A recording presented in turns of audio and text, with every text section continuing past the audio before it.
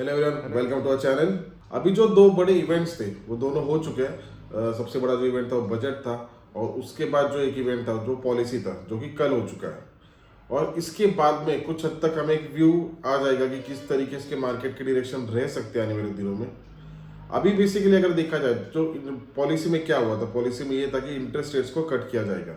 ये पहले ही मार्केट्स ने कुछ हद तक डिस्काउंट कर दिया था, और वही एक रीजन था कि वो होने के बावजूद भी बैंक निफ्टी में हमें बहुत बड़ी राइज नहीं थी, क्योंकि उसके पहले 2-3 दिन अगर देखे जाए तो बैंक निफ्टी अपवर्ड साइड पर ही ट्रेड कर रही थी। क्योंकि उसका रीजन ये था क्योंकि उन्होंने डिस्काउंट किया था कि पॉलिसी में रेट कट्स होने वाले हैं। हाँ, लेकिन अगर वैसा नहीं हुआ होता तो फिर डेफिनेटली बड़ा फॉल हमें दिखाई देता था। लेकिन ये सारी चीज़ों, अभी रेट कट्स भी अगर हो गए तो फॉल क्यों हुआ? तो बेसिकली अगर देखा जाए तो सारी चीज़ें अच्छी की है, लिक्विडिटी अच्छी है, सारी कुछ चीज़ें अच्छी, इंटरेस्ट रेट्स को कट किया जा रहा है, बैंक्स के लिए वो अच्छा रहेगा, बैंक्स के पास डिपॉजिट ज़्यादा आ रहा है। लेकिन एक जो था कि उन्होंने जो स्टांस रखा है वो स्टांस उन्होंने न्यूट्रल रखा था, और स्टांस क्या एक्सपेक्टेड था कि वो पॉजिटिव स्टांस पे रहेंगे। लेकिन उसके पीछे फिर एक तर्क लगाया गया कि क्या रीज़न रह सकता है कि स्टांस को न्यूट्रल रखा गया है। तो उसके पीछे जो मेजर जो फैक्टर रहेगा वो ग्लोबल क्यूज का रहने वाला है।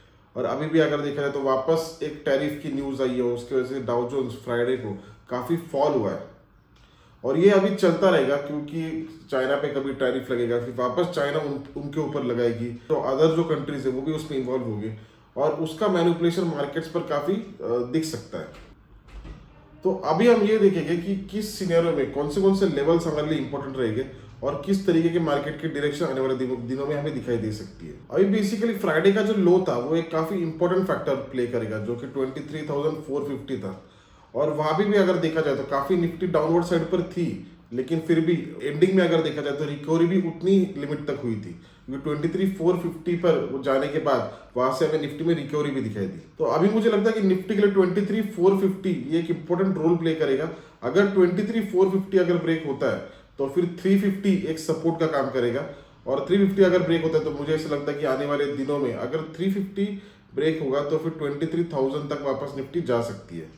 तो दो ही मुझे ऐसा लगता है कि इंपॉर्टेंट पैरामीटर रहेंगे। एक जो रिसेंट का जो रहेगा वो 23,450 रहेगा, जो कि फ्राइडे का लो था, उसके बाद 350 रहेगा, और 350 के बाद में डायरेक्टली मुझे लगता है कि 23,000 यही लेवल इंपॉर्टेंट रहेगी। और अपवर्ड साइड पर मुझे ऐसा लगता है 23,750 ये एक इंपॉर्टेंट रोल प्ले करेगा, जो कि टॉप था, क्योंकि देखिए फ्राइडे को काफी इंपॉर्टेंट लेवल्स पर उसने रेजिस्टेंस भी लिया है, इंपॉर्टेंट लेवल पर उसने सपोर्ट भी लिया है।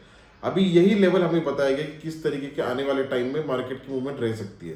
तो 23,750 अगर ब्रेक होता है तो डायरेक्टली मुझे लगता है कि जो नेक्स्ट जो लेवल रहेगी वो 24,000 रहेगी। और सिमिलरली बैंक निफ्टी की जो इंपॉर्टेंट लेवल रहेगी वो 49,900, ये डाउनवर्ड साइड पर रहेगी, जहां से उसने सपोर्ट लिया था। अगर 49,900 अगर ब्रेक होती है तो उसके बाद जो इंपॉर्टेंट लेवल रहेगी वो 49,500 रहेगी। लेकिन अभी जो जिस लेवल पर है 50,204, तो ये लेवल भी एक सपोर्ट का काम कर सकती है। अगर बैंक निफ्टी इसके ऊपर अगर ओपन होती है तो 50,204 के सपोर्ट के साथ मुझे लगता है कि जो नेक्स्ट जो लेवल रहेगी वो डायरेक्टली 50,500 भी नहीं रहेगी, जो कि रेजिस्टेंस था। मुझे लगता है डायरेक्टली 51,000 तक बैंक निफ्टी जा सकती है। तो इसके ऊपर अगर ओपन होती है तो 50,200 के स्टॉप लॉस के साथ में 51,000 तक का हम टारगेट रख सकते हैं। तो ये कुछ इंपॉर्टेंट लेवल्स रहेगी मेरे हिसाब से आने वाले दिनों के लिए। आई होप ये वीडियो आपके लिए बेनिफिशियल रहे, आपकी ट्रेडिंग जर्नी अच्छी रहे। Thank you.